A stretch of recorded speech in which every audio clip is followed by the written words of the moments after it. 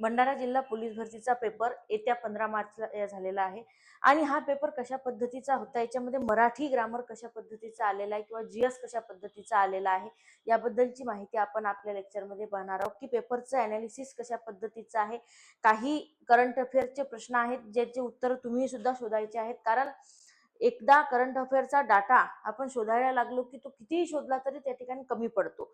दुसरी गोष्ट म्हणजे प्रश्न कशा पद्धतीचे आले, कुठल्या ढाच्यामधले आले जीएसचे आणि काय पॅटर्न होता किंवा मराठीचा सुद्धा काय पॅटर्न होता। कठीण पेपर होता भंडाऱ्याचा असं म्हणण्यात येतं, पण मराठीचा काय पॅटर्न होता किंवा कशा पद्धतीचे काही स्टेटमेंट वाईज क्वेश्चन आपल्याला पाहायला भेटलेले आहेत भंडारा जिल्ह्यामध्ये। मग कशा पद्धतीचा पेपर होता त्याचा अनालिसिस आपण आज भंडारा जिल्ह्याच्या पेपरचं मराठी ग्रामर आणि जीएस या दोन विषयांचं त्या ठिकाणी घेणार आहोत। कशा पद्धतीचा आहे अनालिसिस या ठिकाणी बघूया। साधारणतः हा भंडारा जिल्ह्याचा जर पेपर आपण बघितला तर याचा प्रश्न क्रमांक 26 पासून आपल्याला मराठी सुरू झाल्याचं त्या ठिकाणी दिसतं। प्रश्न क्रमांक 26 पासून 26 पर्यंत त्या ठिकाणी रिझनिंग असल्याचं आपल्याला दिसतं आणि 26 पासून इथपासून आपल्याला साधारणतः मराठी सुरू झाल्याचं त्या ठिकाणी दिसतं। तर पहिला 26 नंबरचा प्रश्न काय सांगतो आपल्याला की पुढे दिलेल्या शब्दापैकी जोडाक्षर असलेला पर्याय ओळखा। म्हणजे 4 पर्याय दिलेले आपल्याला आणि जोडाक्षर असणारा शब्द त्या ठिकाणी आपल्याला ओळखायचा आहे। उत्तर येतं याचं जोडाक्षर असलेला शब्द ओळखा ते म्हणजे 2 नंबरचं पृथ्वी, कारण थ हा जोडाक्षराच्या स्वरूपामध्ये आलेला आहे। नृप किंवा गृहपाठ हे जोडाक्षर नाहीत। नृप किंवा गृहपाठ हे जोडाक्षर याच्यासाठी नाहीत।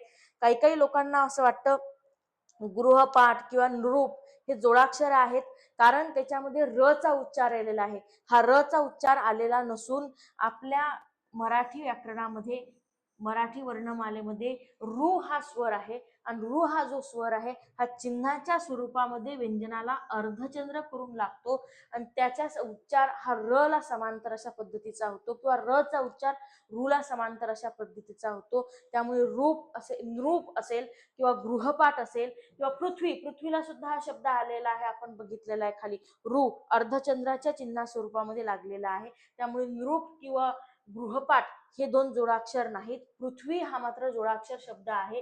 तिन्ही पर्याय योग्य असं कुठलं त्याच्या ठिकाणी नाहीये, त्यामुळे 2 नंबरचं उत्तर या प्रश्नाचं आपलं बरोबर आहे। रू हा स्वर चिन्हाच्या स्वरूपामध्ये लागून आला तर जोडाक्षर होत नाही, तो व्यंजनाचा अर्थ पूर्ण करण्यासाठी आलेला असतो। जसे इतर स्वर चिन्हांच्या स्वरूपामध्ये व्यंजनाच्या शेवटी लागून आलेले असतात त्याच पद्धतीनं रू सुद्धा आलेला असतो। रू बाराखडीचा भाग नाही, जे 4 स्वर बाराखडीचे भाग नाहीत त्यापैकी एक रू आहे। रू सुद्धा बाराखडीचा भाग नाही नसल्यामुळे आपल्याला कधी कधी कन्फ्युजन होतं की नृ असा किंवा अर्धचंद्र करून रूचं जेव्हा चिन्ह लागून येतं एखाद्या व्यंजनाला त्यावेळेला आपल्याला असं वाटतं कदाचित ते जोडाक्षर असावं, पण ते जोडाक्षर नसतं। पुढच्या प्रश्नावरती जाऊ आपण। 27 नंबरचा प्रश्न बघा कशा पद्धतीचा आहे। नामे व सर्वनाम यांचे वाक्यातील क्रियापदाशी किंवा इतर शब्दांशी येणारा संबंध ज्या विकारांनी दर्शवला जातो। नाम किंवा सर्वनाम यांचा वाक्यातील क्रियापदाशी किंवा इतर शब्दांशी येणारा संबंध ज्या विकारांनी दर्शविला जातात त्या विकारांना रिकामी जागा असे म्हणतात। नाम आणि सर्वनाम आपण जर मराठीचे लेक्चर्स बघितले असतील साधारणतः आपल्या चॅनलवरती अपलोड केलेले आहेत, तर विभक्ती नावाचा एक आम्ही क्वेश्चन पॅटर्न घेतला होता, साधारणतः एक 15 क्वेश्चन त्याच्यामध्ये आपण IMP वाले प्रॅक्टिस घेतले होते। तेव्हाच एक गोष्ट सांगितली होती किंवा आता ही एक गोष्ट पेपर अनालिसिस करताना सांगते की वाक्य ज्या वेळेला आपण लिहितो, वाक्य लिहित असताना वाक्याच्या शब्दांचा आणि क्रियापदांचं एक सुसंगतकरण असलं पाहिजे, ते एकमेकांना सुसंगत पद्धतीचे असले पाहिजेत। वाक्याच्या शब्दांचा जसा क्रियापदाशी संबंध असतो तसा वाक्यातील शब्दांचा एकमेकांशी सुद्धा संबंध असतो। वाक्यातल्या शब्दांचा म्हणजे नामाचा किंवा सर्वनामाचा क्रियापदाशी किंवा त्यांचा एकमेकांशी संबंध जोडण्याचं काम जे विभक्ती प्रत्यय आपल्याला करताना दिसतात। हे कोणते प्रत्यय हे कार्य करतात, तर विभक्ती प्रत्यय हे कार्य करतात। विभक्ती नाम किंवा सर्वनामाचा त्या ठिकाणी वाक्यातील क्रियापदाशी किंवा शब्दांच्या जातीशी पडतात किंवा नामाचा विकार त्या ठिकाणी घडवून आणतात। याचं उत्तर 4 नंबरचा आहे ड, ते म्हणजे विभक्ती। खालचा प्रश्न बघू आपण कशा पद्धतीचा आहे। 28 नंबरचा, खालीलपैकी कोणत्या विभक्तीचे दोन्ही वचनातील प्रत्यय सारखेच असतात। आता विभक्ती बघितली आपण प्रथमा द्वितीया तृतीया, प्रथमा विभक्तीला त्या ठिकाणी प्रत्ययच नाही, एकवचनी असो का अनेकवचनी असो प्रथमा असतो. त्या प्रथमा विभक्तीचे प्रत्ययच नाही. द्वितीय विभक्तीचे सलाते सलानाते यांचे वेगळे वेगळे अनेक वचनातले प्रत्यय आहेत. तृतीय विभक्तीचे आहेत. मात्र सप्तमी विभक्ती अशी आहे की जिचे एक वचन आणि अनेक वचनातले प्रत्यय सारखेच आहेत. सप्तमीचे प्रत्यय कुठले आहेत? त, ई आणि आ हे एकवचनामध्येही सारखे आहेत आणि अनेक वचनामध्येही सारखे आहेत. या प्रश्नाचं उत्तर 28चं त्या ठिकाणी 4 येतं. सप्तमी विभक्ती ज्याचे एक वचनातले आणि अनेक वचनातले प्रत्यय हे सारखे आहेत. प्रथमाला प्रत्ययच नसतो. द्वितीयाला सलानाते प्रत्यय असतात. त्यातला सलाते हा एकवचनी आहे, सलानाते अनेक वचनी आहेत, म्हणजे प्रत्यय वगळलेले आहेत. आणि तृतीयाचंही त्याच संदर्भामध्ये आहे. सप्तमी हे प्रत्यय फक्त असे आहेत की जे एक वचनामध्ये एक अनेक वचनामध्ये त्या ठिकाणी सारखेच त्या पद्धतीने गिरल्या जातात. हा सुद्धा विभक्ती या चॅप्टरवरती प्रश्न आपल्याला पडलेला पाहायला मिळतो. एक म्हणजे जोडाक्षरावरती पडलेला आहे. वर्णमालेच्या अगदी सुरुवातीलाच आपण जोडाक्षर नावाचा टॉपिक शिकत असतो ग्रामर शिकत असताना. त्याच्यानंतर दुसरा म्हणजे वरचाही 27 नंबरचा प्रश्न ही विभक्तीच्या संदर्भात सरळ सरळ डेफिनेशन त्या ठिकाणी विचारलेली आहे, किंवा 28 नंबरचा प्रश्न सुद्धा आपल्याला विभक्तीच्या स्वरूपामध्ये विचारलेला त्या ठिकाणी दिसून येतो. पुढचा प्रश्न बघू आपण कशा पद्धतीचा त्या ठिकाणी आहे.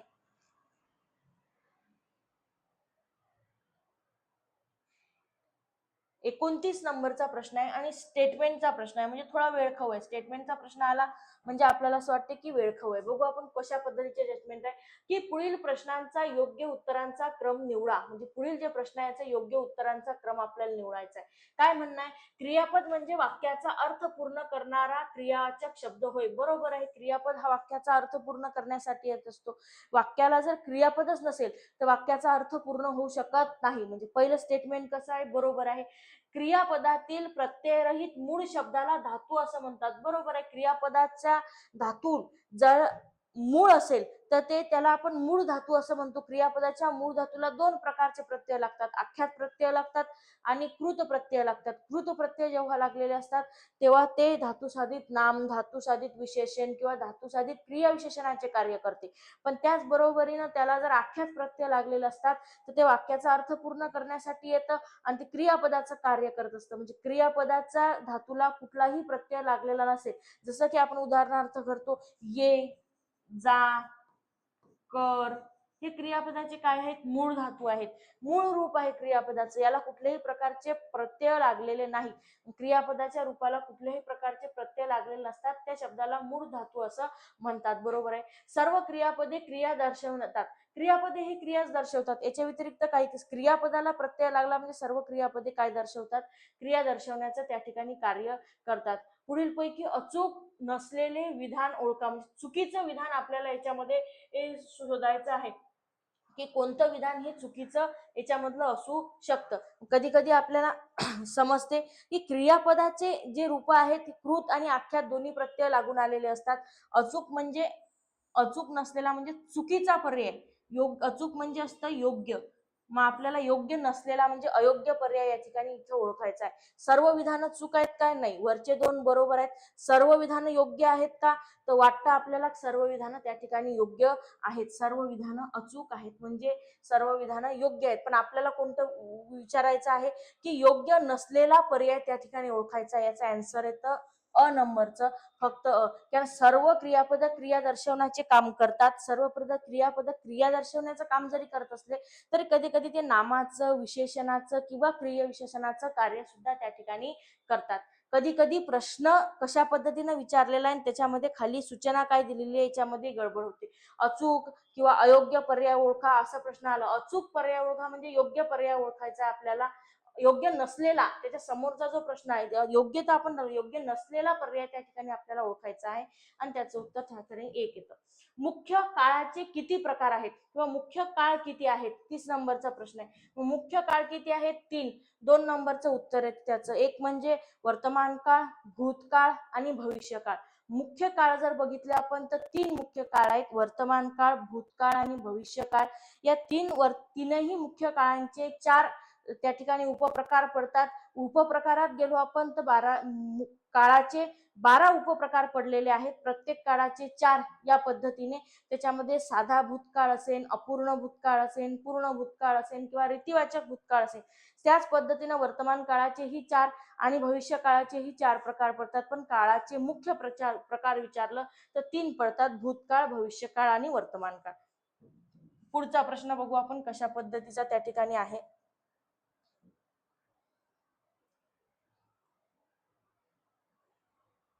चला, 31 नंबरचा प्रश्न आहे. दोन किंवा अधिक शब्द अथवा 2 किंवा अधिक वाक्य यांना जोडणाऱ्या अविकारी शब्दांना रिकामी जागा असे म्हणतात. 2 किंवा अधिक वाक्य किंवा 2 किंवा अधिक शब्द यांना जोडण्याचं काम करणाऱ्या शब्दाला रिकामी जागा असे म्हणतात. म्हणजे सरळ सरळ आपल्याला डेफिनेशन या ठिकाणी विचारलेली आहे. मग 2 शब्द किंवा 2 वाक्य जोडण्याचं काम उभयान्वयी अवयव या ठिकाणी करत असतात. उभयान्वयी अवयवांचं कामच आहे संवाद सुसंगत करणे.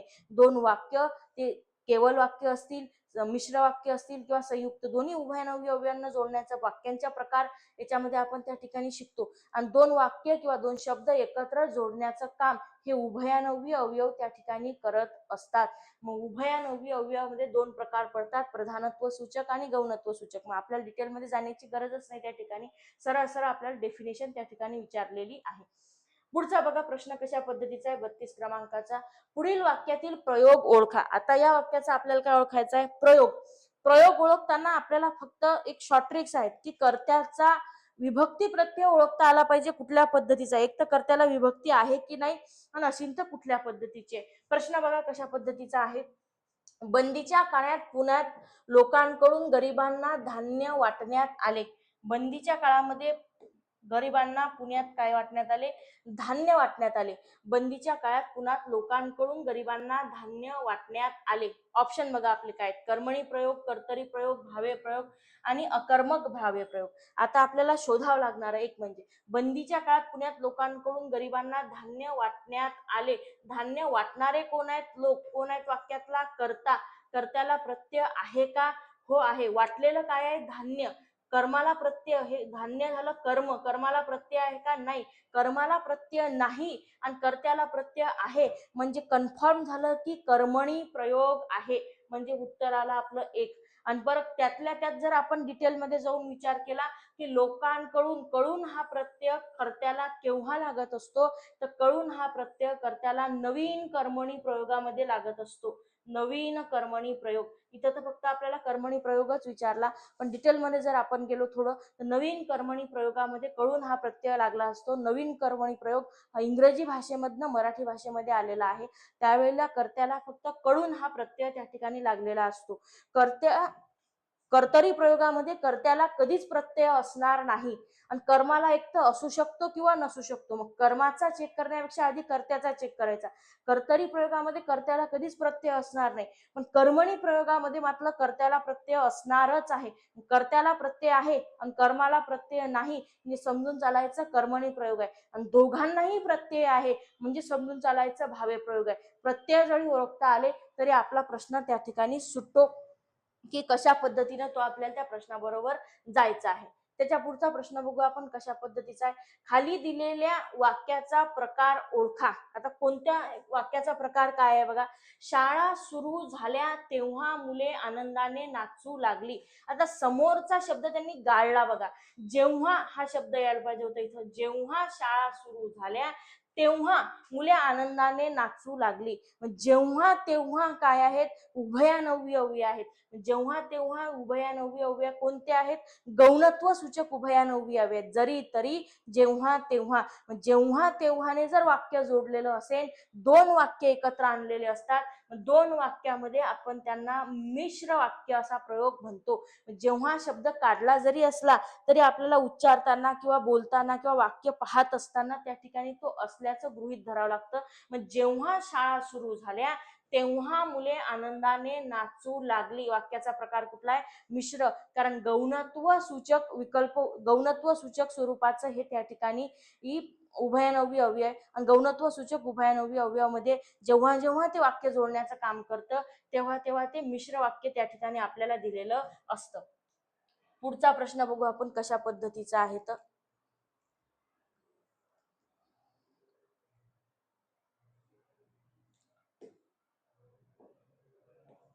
चला पुढचा प्रश्न बघू 34 नंबरचा.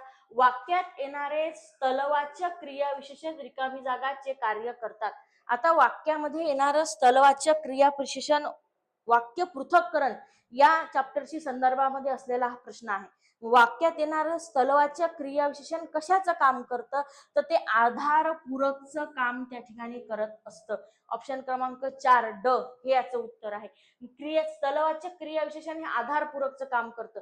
कर्माविषयी जास्तीची माहिती सांगत असेल तर कर्मपूरक. विधानामध्ये जर वाक्याचा कर्ता कर्म क्रियापद वाक्याचा अर्थ पूर्ण करण्यासाठी नसतील तर मग विधानपूरक काम करतं, ज्याला आपण वाक्यातला द्विकर्म असं सुद्धा म्हणतो. दोकर्मी वाक्य असतं आपण बघितलेलं आहे. एक म्हणजे प्रत्यक्ष कर्म आणि दुसरं म्हणजे अप्रत्यक्ष कर्म. मग अप्रत्यक्ष कर्म जेव्हा जेव्हा वाक्यामध्ये येतं तेव्हा तेव्हा त्याला आपण विधानपूरक सुद्धा म्हणू शकतो. आणि कर्मपूरक म्हणजे कर्माचा विस्तार, कर्माला पूरकही म्हणतो आपण, कधी कधी कर्माचा विस्तारही म्हणतो. पण स्थलवाचक क्रियाविशेषणाचा वापर मात्र आपण आधारपूरक साठी करत असतो. वाक्याला आधार म्हणून घटना कधी घडली, कुठे घडली, कशी घडली, हे घटनेचं स्थळ काय होते सांगण्याचं काम हे स्थलवाचक क्रियाविशेषण करतात आणि त्यांचं काम आधारपूरक हे त्या ठिकाणी या प्रश्नाचं उत्तर आपल्याला असल्याचं पाहायला मिळतं.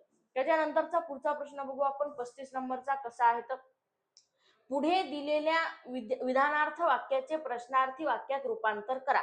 मग पुढे एक विधानार्थी वाक्य दिलेलं आहे आणि त्याचं आपल्याला प्रश्नार्थीमध्ये रूपांतर करायचं आहे.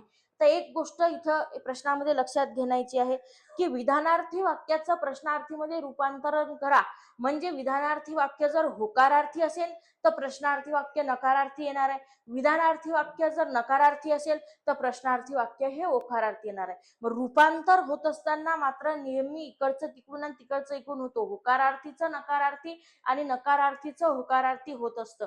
मग जर विधानार्थी वाक्य होकारार्थी असेल तर प्रश्नार्थी नकारार्थी येईल. विधानार्थी वाक्य नकारार्थी असेल तर प्रश्नार्थी होकारार्थी येईल. मग आता बघू आपण वाक्य कोणत्या पद्धतीचं आहे. आपले भले व्हावे अशी सर्वांची इच्छा असते म्हणजे होकारार्थी स्वरूपाचा आहे. नाही, नको, नाही, नव्हे अशा स्वरूपाचे शब्द जर वाक्यामध्ये आले नाही तर वाक्य नेहमी होकारार्थी त्या ठिकाणी असतं. हे वाक्य कसं आहे, होकारार्थी स्वरूपाचं विधानार्थी वाक्य आहे की आपले भले व्हावे अशी सर्वांची इच्छा असते. आता आपल्याला नकारार्थी वाक्य शोधायचं आहे. पहिलं ऑप्शन बघा काय, आपले भले व्हावे असे कुणाला वाटते का, प्रश्न विचारला आपल्याला, प्रश्न नाही करायचा आपल्याला, नकारार्थी मध्ये रूपांतर करायचंय, प्रश्नार्थकच करायचंय, पण त्याच्यामध्ये नाही दर्शवणारा शब्द त्या ठिकाणी आला पाहिजे. वाक्याचा अर्थ नाही बदलला पाहिजे पण नकारार्थी स्वरूपामध्ये गेलं पाहिजे. आपले भले व्हावे अशी कुणाची इच्छा नसेल अशा स्वरूपाचं वाक्य त्या ठिकाणी आपल्याला अपेक्षित आहे. 2 नंबर याचं उत्तर त्या ठिकाणी येतं. पुढचं बघू आपण कशा पद्धतीने. सर्वांची इच्छा असते की आपले हे भले व्हावे, शक्यच नाही, नकारार्थी आपल्याला करायचं आहे होकारार्थीचं आणि यापैकी नाही हा ऑप्शन सुद्धा कट होतो. त्यामुळे या प्रश्नाचं उत्तर कुठलं येतं 2 नंबरचं, कारण नकारार्थी शब्द आपल्याला प्रश्नामध्ये येणं अपेक्षित आहे. काय म्हणणं आहे त्याचं, आपले भले व्हावे अशी कुणाची इच्छा नसेल म्हणजे आपले भले व्हावे अशी सर्वांची इच्छा असते अशा स्वरूपाचं वाक्य प्रश्नार्थीचं त्या ठिकाणी विधानार्थीमध्ये रूपांतर करत असताना आपल्याला होकारार्थीचं नकारार्थी आणि नकारार्थीचं होकारार्थी स्वरूपामध्ये रूपांतरण त्या ठिकाणी करावं लागतं. पुढचा प्रश्न बघू आपण कशा पद्धतीचा आहे.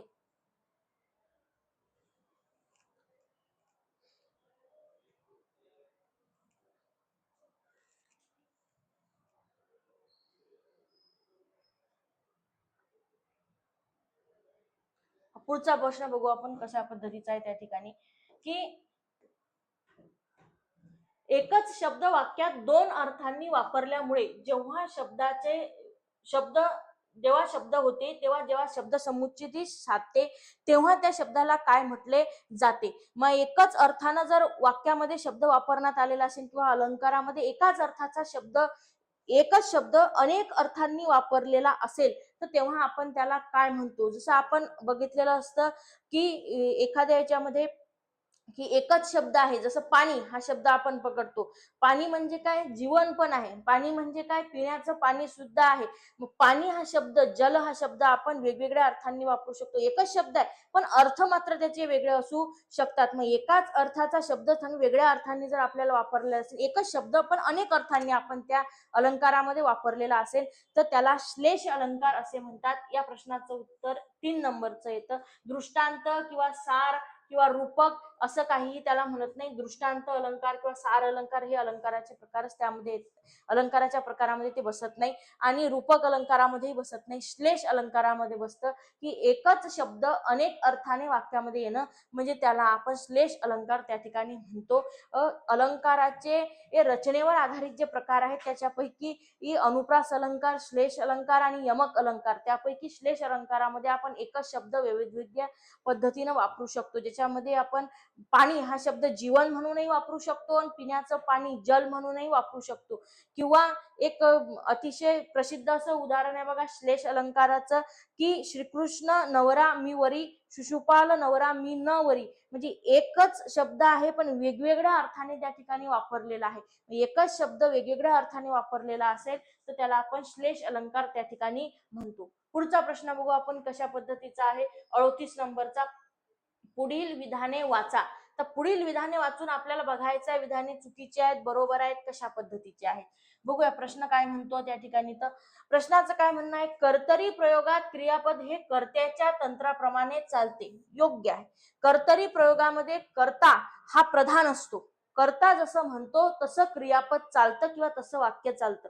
कर्त्यानुसार क्रियापद बदलतं, कर्मानुसार क्रियापद बदलत नाही. मग त्या वाक्यामध्ये कर्ता प्रधान असतो. कर्तरी प्रयोगामध्ये कर्ता हा प्रधान असतो आणि कर्त्यानुसार क्रियापद त्या ठिकाणी बदलत असतं, कर्मानुसार क्रियापद बदलत नाही. म्हणजे पहिलं स्टेटमेंट तर बरोबर आहे. कर्मणी प्रयोगामध्ये कर्ता हा प्रथमांती कधीच नसतो, हे सुद्धा स्टेटमेंट बरोबर आहे. कर्मणी प्रयोगामध्ये कर्ता हा प्रथमांती म्हणजे शेवटी त्याच्या कुठल्याही प्रकारची विभक्तीने असा कधीच असू शकत नाही. कर्त्या मला नेहमी कोणती ना कोणती कर्मणी प्रयोगामध्ये विभक्ती लागलेलीच असते. कर्ता हा विभक्ती प्रत्ययांनीच घेतलेला असतो. हे दुसरं स्टेटमेंटही सुद्धा कसा आहे, बरोबर आहे. तिसरं बघू, भावे प्रयोगामध्ये कर्ता किंवा कर्म हे दोन्ही गौण असतात. अतिशय बरोबर स्टेटमेंट आहे. भावे प्रयोगामध्ये एक कर्ता आणि कर्म या दोघांच्या नुसारही क्रियापद बदलत नाही. भावे प्रयोगाची डेफिनेशनच आहे, कर्ता आणि कर्म या दोघांनुसारही क्रियापद बदलत नाही. वाक्याचा अर्थ किंवा आशयावरती जेव्हा वाक्य क्रियापद निर्भर केलेलं असतं किंवा वाक्याच्या अर्थावरती क्रियापद त्या ठिकाणी असतं, तेव्हा त्याला आपण भावे प्रयोग म्हणतो. कर्मणी प्रयोगामध्ये काय होतं, कर्मणी प्रयोगामध्ये कर्त्याला नेहमी प्रत्यय असतो म्हणून कर्ता कधीच प्रथमांती नसतो. कर्तरी प्रयोगामध्ये कर्त्यानुसार त्या ठिकाणी क्रियापद चालतं आणि कर्त्याला नेहमी प्रत्यय असतो, ही एक गोष्ट. कर्त्याला नेहमी प्रत्यय नसतो, हे पण एक गोष्ट आपल्याला लक्षात घ्यायची आहे. आणि भावे प्रयोगामध्ये कर्ता किंवा कर्म दोन्हीही गौण असतात. म्हणजे कर्ता आणि कर्मांच्या नुसार क्रियापद चालत नाही. क्रियापद स्वतंत्र असतं. वाक्याचा अर्थ किंवा वाक्याचा आशय किंवा वाक्याचं म्हणणं काय आहे यानुसार ते वाक्य चालत असतं. मग इथं तीनही स्टेटमेंट बरोबर आहेत. मग तीनही स्टेटमेंट बरोबर असणार जे कुठलं ऑप्शन असेल ते आपल्याला टिक करायचं आहे. अ, ब आणि क बरोबर 2 नंबरचं उत्तर याचं त्या ठिकाणी येतं. पुढचा प्रश्न बघू आपण कसा आहे. 39, पगार हा शब्द कोणत्या भाषेतून मराठीमध्ये आलेला आहे. शब्दसिद्धीचा चॅप्टरचा प्रश्न आहे आपल्याला. विविध भाषांमधनं मराठी भाषेमध्ये प्रश्न शब्द आलेले असतात. त्याच्यामध्ये पोर्तुगीज असेल, कन्नड असेल, तमिळ, तेलुगू, त्याच्यानंतर फारसी, अरबी या सर्व भाषांमधनं मराठी भाषेमध्ये त्या ठिकाणी प्रश्न आलेले असतात. याच्यामध्ये जर आपण बघितलं, पगार हा शब्द पोर्तुगीज आहे, गुजराती पण नाही, इंग्रज पण नाही आणि फारसी पण नाही. पगार हा शब्द मराठी भाषेमध्ये पोर्तुगीज भाषेकडनं त्या ठिकाणी आलेला आहे. पुढचा प्रश्न आपण बघूया. अनन्यवय हा अलंकार केव्हा प्रगटतो. मग अनन्यवय अलंकार कशा पद्धतीचा असतो ते बघू. कोणत्या वाक्यामध्ये अनन्यवय अलंकार त्या ठिकाणी आलेला असतो.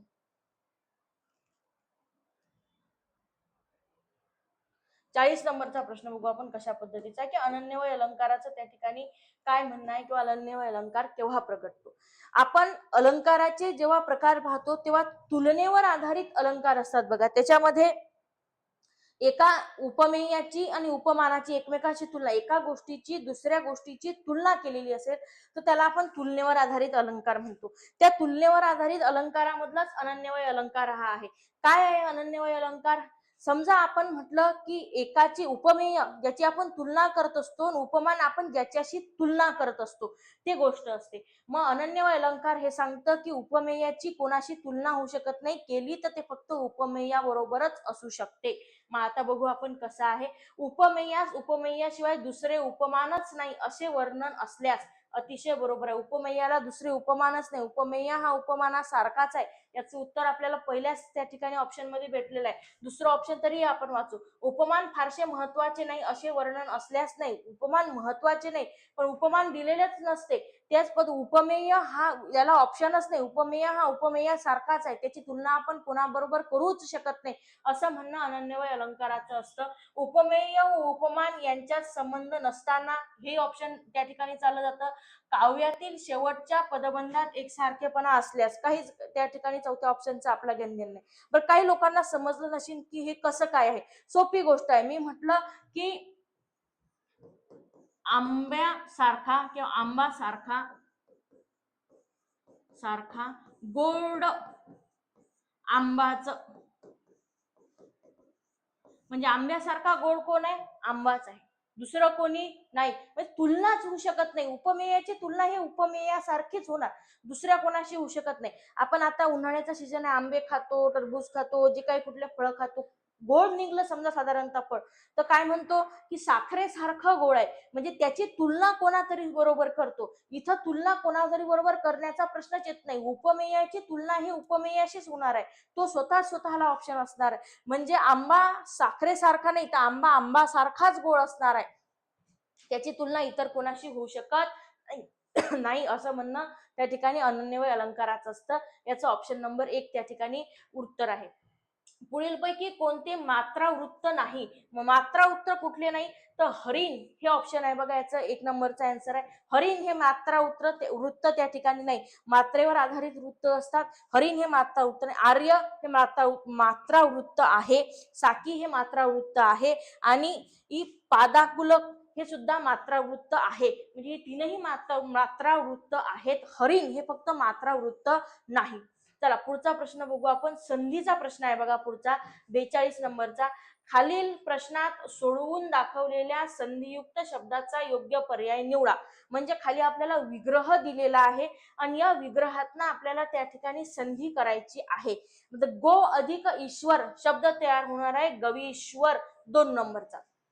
मग आता गवीश्वर शब्द कसा काय तयार झाला तर आपल्याला संधीचा प्रकार ओळखता आला पाहिजे की कुठल्या संधीच्या प्रकारातला हा शब्द साधारणतः आहे.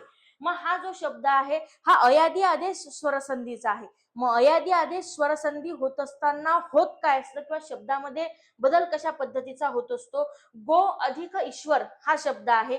मग आता इथं सुरुवातच्या शब्दाचा 2 नंबरचा जो शब्द असतो त्याचा आपल्याला काही घेणदेण नाही. ई जसा आहे तसा आहे, कुठला ई आलेला आहे? मोठा ई त्या ठिकाणी आलेला आहे, पण हा ग मात्र आपल्याला त्या ठिकाणी फोडावा लागतो. कशा पद्धतीनं ग आपल्याला त्या ठिकाणी फोडावा लागतो हे आपण बघू. गो अधिक ईश्वर ही संधी कशी होते? अयादी आदेश स्वरसंधीचा शब्द आहे. बरेच लोकांना अयादी आदेश स्वरसंधीमध्ये त्या ठिकाणी अडचण जाते. यनादेश आणि अयादी आदेश या 2 संधीमध्ये बरेच लोकांना स्वरसंधीमध्ये त्या ठिकाणी गडबड होते किंवा अडचणी जाते. संधी झाली कशी? याचं उत्तर मी आधीच सांगितलं 2 नंबरचा आहे गवीश्वर. 1 नंबरचे असणार नाही, क असणार नाही किंवा ड सुद्धा असणार नाही.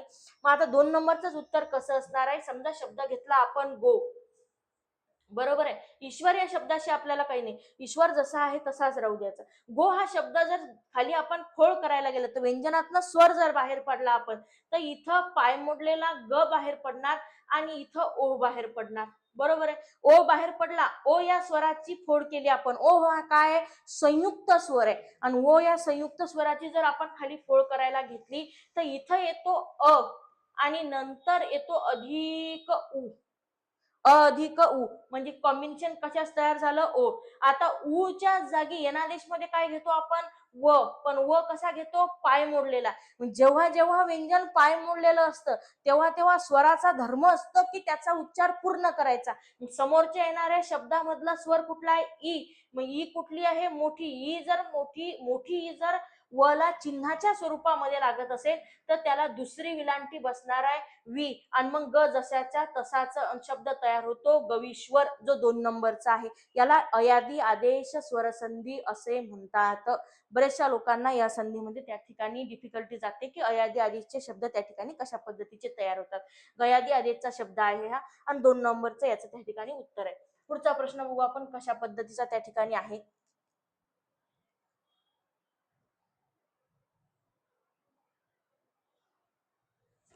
43 नंबरचा प्रश्न बघू आपण कशा पद्धतीचा त्या ठिकाणी आहे. तर अलंकारिक शब्दाचा अर्थ आपल्याला त्या ठिकाणी बघायचा आहे. एक तिरसिंगराव म्हणजे चकना मनुष्य म्हणणं आहे त्यांचं, किंवा तिरसिंगराव या शब्दाचा अर्थ कधी कधी एक दुसऱ्याच्या कामामध्ये लुळबुळ करणारा सुद्धा होतो. अति अलबत्या गलबत्या दुसऱ्याच्या कामामध्ये लुळबुळ करणारा मनुष्य जरी दिलेलं असलं तरी नाटक किंवा अलंकारिक शब्दामध्ये अलबत्या गलबत्या म्हणजे देखणा मनुष्य किंवा चांगला मनुष्य असा सुद्धा त्याचा अर्थ होतो. 2 नंबरचं आन्सर माझ्या दृष्टीने तरी या प्रश्नाचं त्या ठिकाणी असायला पाहिजे किंवा आहे. त्या हा जो क आहे अडेल टट्टू हा शब्द जो आहे हट्टी मनुष्य हाही बरोबर आहे. शेवटचा शब्द जो आहे तोही बरोबर आहे. पण पहिला शब्द आहे तिरसिंगराव हा सुद्धा चकना मनुष्य किंवा वाट अळवणारा मनुष्य किंवा ज्याला म्हणतो आपण कुठल्याही कामामध्ये लुळबुळ करणारा मनुष्य. अलबत्या गलबत्या आपल्याला वाटतो की लुळबुळ करणारा मनुष्य असेल, पण त्याचा देखणा मनुष्य किंवा त्या ठिकाणी अतिशय शहाणा मनुष्य असं सुद्धा वर्णन त्या ठिकाणी केलं जातं अलंकारिक शब्दामध्ये, ज्यावेळेला आपण मराठी नाटकांमध्ये किंवा अलंकारिक शब्दांमध्ये. पुढचं बघू आपण. निरभ्र आकाशात रात्रीच्या वेळी तारकांचा रिकामी जागा पाहण्यास एक वेगळीच मजा येते. आता समूहवाचक नाम इथं ठिकाणी वाक्याच्या स्वरूपामध्ये आपल्याला विचारलेलं आहे. सामान्य नामाचे 2 प्रकार पडतात, एक समूहवाचक नाम, जातीवाचक नाम, गटवाचक नाम. समूहवाचक नामाचं आपल्याला इथं काम आहे की एखाद्या गोष्टीचा समूह झाला तर त्याला काय म्हणतात, कशाचा समूह केलेला आहे त्यांनी, तारकांचा समूह केलेला आहे. तारकांचा पुंज असतो. 4 नंबरचं ऑप्शन आहे पुंज किंवा जमाव किंवा तांडा, असं काहीही तारकांचं नसतं. त्या ठिकाणी तारकांचा काय असतो तर पुंज असतो. मग या प्रश्नाचं उत्तर 44 नंबरच्या प्रश्नाचं उत्तर त्या ठिकाणी 4 नंबरचं आहे. तारकांचा हा नेहमी त्या ठिकाणी पुंज असतो. पुढचा प्रश्न बघू आपण कशा पद्धतीचा आहे. 45 नंबरचा. दुसऱ्याला त्याग करायला सांगायचे आणि आपण मात्र काहीच नाही करायचं या अर्थाची म्हण ओळखा. दुसऱ्याला त्या ठिकाणी काम करायला सांगायचं आणि आपण त्याच्यावर काहीच नाही सांगायचं. हपापाचा माल गपापा म्हणजे स्वतः काहीच करायचं नाही, दुसऱ्याला त्या ठिकाणी मेहनत करून सांगायचं आणि घ्यायचं. याचं 3 नंबरचं उत्तर त्या ठिकाणी येतं. त्याच्यानंतर 46 नंबरचा प्रश्न आपण बघू कसा आहे. तर म्हणी व त्यांचे अर्थ असणाऱ्या योग्य जोड्या जुळवा. म्हणी दिलेल्या आहेत आणि त्याच्यानंतर त्यांचे अर्थ दिलेले आहेत आणि त्याच्या आपल्याला योग्य जोड्या त्या ठिकाणी जुळवायच्या आहेत.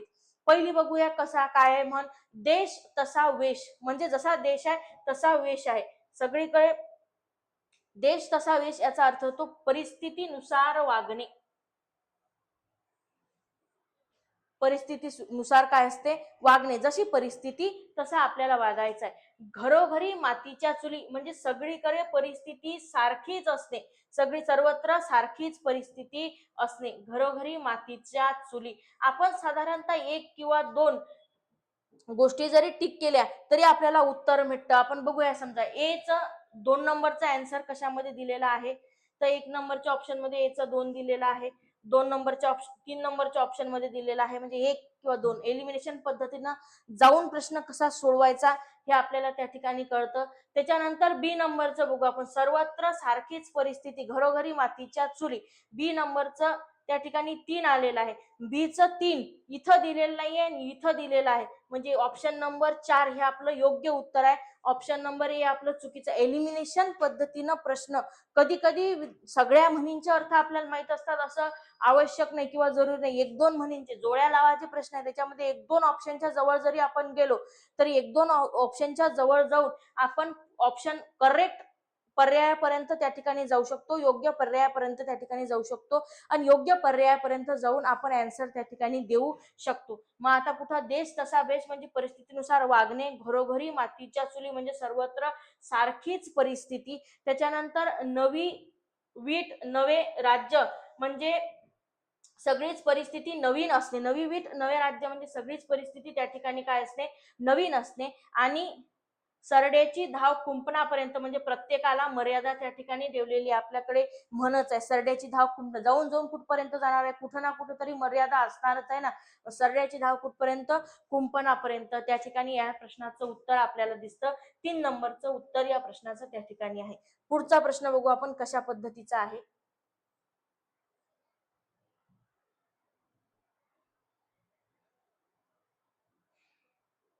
47 नंबरचा प्रश्न बघू आपण कशा पद्धतीचा आहे.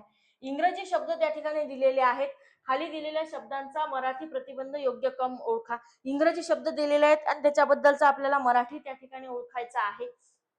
पहिला शब्द बघा काय दिलेला आहे, एम्बेसी म्हणजे राजदूतावास, बरोबर शब्द आहे. त्याच्यानंतर चान्सलर म्हणजे कुलगुरू, हाही बरोबर आहे. ट्रस्टी म्हणजे विश्वस्त, हाही बरोबर आहे. रजिस्ट्रार म्हणजे निबंधक होतो, रजिस्ट्रार म्हणजे निबंधक होतो. मानद सचिव असं त्याचा अर्थ होत नाही. रजिस्ट्रार म्हणजे निबंधक होतो. 4 नंबरचं याचं उत्तर आहे. त्याच्या खालचं प्रश्नाचं उत्तर त्या ठिकाणी नाही. 4 नंबर हे याचं करेक्ट उत्तर आहे.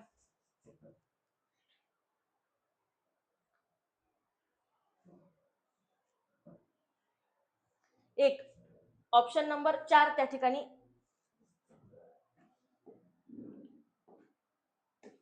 रजिस्ट्रार म्हणजे त्या ठिकाणी निबंधक होतो. ऑप्शन नंबर 4 ही त्या ठिकाणी त्याचं उत्तर आहे. पुढचं बघूया आणखीन आपण कशा पद्धतीचं आहे त्या ठिकाणी. की चान्सलर म्हणजे कुलगुरू, व्हाईस चान्सलर म्हणजे कुलगुरू, हा पण एक शब्द आहे त्या ठिकाणी आहे.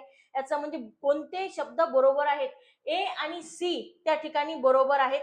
मग इथं ऑप्शन दिलेलं आहे बघा आपल्याला 2 नंबरचं, ए आणि सी त्या ठिकाणी बरोबर असणे. पुढचं बघू आपण प्रश्न 48 क्रमांकाचा कसा आहे. आत्मचरित्र. विद्यार्थी मित्रांनो, तुम्हाला जरी पीडीएफ त्या ठिकाणी स्पष्ट दिसत असलं तरी मला ते थोडंसं अंधुक स्वरूपात दिसतं. त्यामुळे कधी कधी प्रश्नांमध्ये आपल्याला झूम करून मला स्वतःला पाहावं लागतं.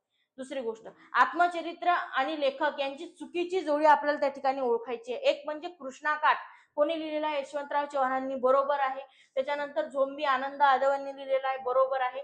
ज्वाला आणि फुले हे प्रकाश आमटेंनी लिहिलेलं नाही आहे, हे बाबा आमटेंनी लिहिलेलं आहे. हे बाबा आमटेंनी लिहिलेलं आहे. प्रकाश आमटेंनी लिहिलेलं पुस्तक त्या ठिकाणी नाही आहे, बाबा आमटेंनी लिहिलेलं पुस्तक आहे. याचं उत्तर हे 3 नंबरचं येतं. शेवटचं ऑप्शन सुद्धा बरोबर आहे, श्रीनिवास खळे यांनी लिहिलेलं आहे.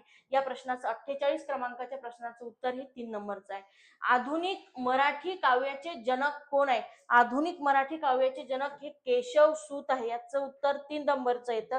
आपल्याला लेखक किंवा लेखकांच्या पुस्तकांच्या जोड्या किंवा काव्य आणि काव्यांच्या पुस्तकांच्या जोड्या आपल्याला त्या ठिकाणी दिलेल्या असतात. मग आधुनिक मराठी काव्याचे जनक त्या ठिकाणी केशवसूत यांना त्या ठिकाणी म्हटलं जातं. फकीरा या सुप्रसिद्ध कादंबरीचे लेखक कोण आहेत? तर फकीरा या सुप्रसिद्ध कादंबरीचे लेखक महाशाहीर अण्णाभाऊ साठे त्या ठिकाणी फकीरा या कादंबरीचे लेखक या ठिकाणी आहेत.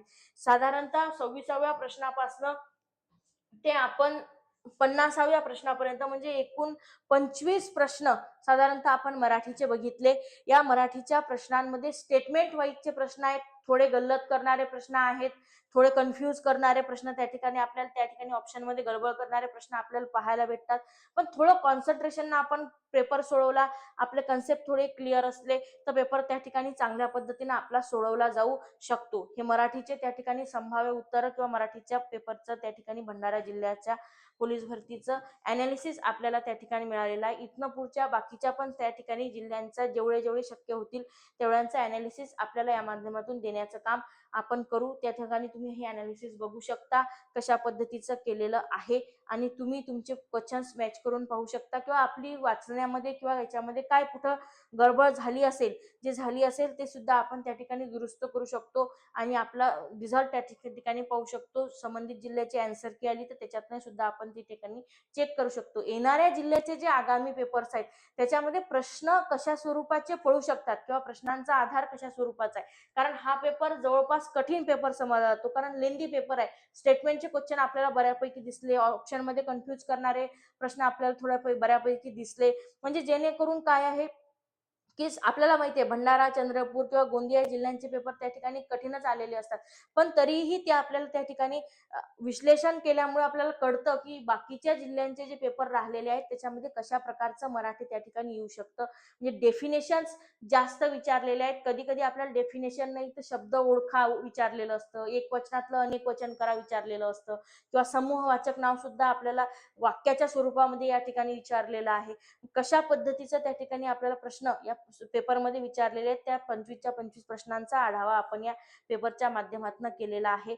ज्या ज्या पेपरचा आढावा शक्य होते त्या त्या पेपरचा आढावा त्या ठिकाणी आपण आपल्या चॅनलवरती नक्की टाकणार आहोत आणि तो तुम्ही पाहावा, त्याला प्रतिसाद द्यावा, लाईक करावं, शेअर करावं, सबस्क्राईब करून त्या ठिकाणी सांगावं की कशा पद्धतीचं विश्लेषन होतं. एवढीच आपल्याकडनं पुढच्या पण पेपरचं विश्लेषण पाहावं जेणेकरून येणाऱ्या पोलीस भरतीमध्ये आपल्याला त्या पेपरच्या अनालिसिसचा त्या ठिकाणी फायदा होणार आहे.